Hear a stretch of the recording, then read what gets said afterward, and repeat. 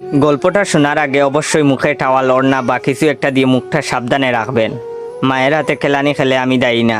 বল্টু হ উচ্চারণ করতে পারে না, হকে গো বলে ফেলে। ক্লাসে নতুন ম্যাডাম এসেছে, এবার পরিচয় পর্ব শুরু হলো। ম্যাডাম বলল, হাই ছাত্রছাত্রীরা, আমি পাখি, এবার তোমাদের পরিচয় দাও দেখি। হাই আমি মন্টু, হাই আমি সেন্টু, এভাবে যে যার মতো পরিচয় দিল। এবার বল্টুর পালা। বল্টু বলল, গাই আমি বল্টু। ম্যাডাম বললেন, কি বললে হারামি? বল্টু বলল, গাই বললাম, আপনি আমাকে গাই বলেছেন, আমিও আপনাকে গাই বললাম। ম্যাডাম বললেন, কি তোর সাহস কি করে হলো আমাকে গাই বলতে? কে তোকে এসব বলতে বলেছে, বল আমাকে। বল্টু বলল, প্রধান শিক্ষক, তিনি বলেছেন ম্যাডাম এসে সবাইকে গাই বলবে, তোমরাও ম্যাডামকে গাই বলবে। বল্টুর কথা শুনে ম্যাডাম কাঁদা শুরু করলো।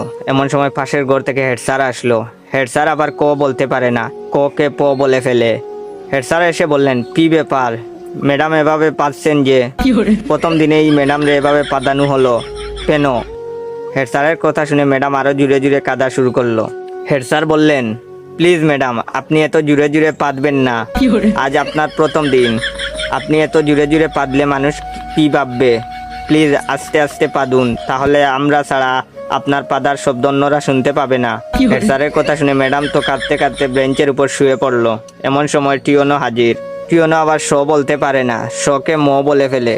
টিওনো, কি ব্যাপার ম্যাডাম, আপনি এখানে মুতলেন কেন? বেঞ্চের উপর মুতলে কি ভালো লাগবে? আপনার মুতার দরকার হলে আমাদের বলতে পারতেন, আমরা আপনাকে বিছানা তৈরি করে দিতাম, বিছানায় আপনি আরামে মুততে পারতেন। এমন সময় শিক্ষামন্ত্রী হাজির। শিক্ষামন্ত্রী আবার উপরের সবগুলো সমস্যা বিদ্যমান। শিক্ষামন্ত্রীকে যে যার মতো ঘটনা খুলে বলল। বল্টু বলল, আমি ম্যাডামকে গাই বলেছি। হেড স্যার বললেন, আমি ম্যাডামরে আসতে পারতে বলেছি। টিওনো বলল, ওদের কথার জন্য ম্যাডাম বেঞ্চের উপরে মুততেছিল, তাই আমি ম্যাডামকে বিছানায় মুততে বলেছি। তখন শিক্ষামন্ত্রী বললেন, ও বুঝেছি, গাইটা পাততে পাততে বেঞ্চের উপরে মুতেছে। এটা শোনার পর ম্যাডাম তো বেহুশ।